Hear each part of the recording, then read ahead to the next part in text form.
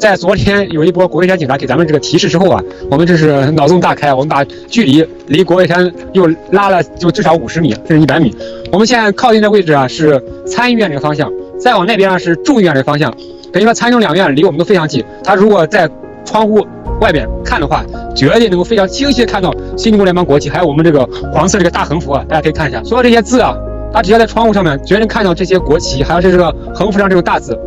我们看着现在国会山下边现在有这一帮学生吧，现在是非常热闹。刚才我们战友也是非常的机智，有这样路人过的时候，我们就喊出我们的声音，对 SEC DOT 的控诉。当然，我们所有这些横幅啊，已经使用了有1个月了。我们过段时间也会考虑换其他的横幅。你像还有蔷薇、海瑞这种重量，扶这个横幅还有点费劲，就是风大的时候，它这个横幅需要更大的力气把它给扶起来。大家可以看一下，帮我拉一下这个线。你看它这个横幅，它虽然是非常结实，但是被风吹的时候，它的力气是非常大的。上午的时候大家也都感受到，今天整体的风是比较大的。那么风大的时候，把我们的所有的国旗还有这个横幅吹得鼓鼓的时候，上面这些 Congressman 这 Senator 看到我们的时候，也都会更加的这个状态更加好一点。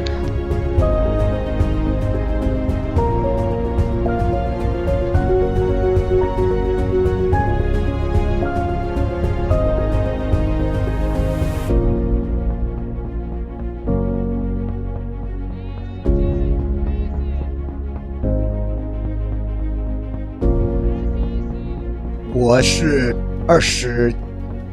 年前来到美国，我们呢实际上是经历过6·4事件的一代人。自从6·4之后，可以说就没有在中国继续生活下去，看不到任何希望的时候。来到美国这些年呢，那时候是美国的鼎盛时期，应该说过了几年好日子。自从9·11之后，美国开始就明显感觉到走下坡路。从我们下一代也看得出来，这个潜伏在他们身上的危机也是非常大啊！我的孩子都是在美国出生的，我们以为这样就逃脱了中共，但是没有，他们都是疫苗的受害者。所以现在这个整个世界面临的危险，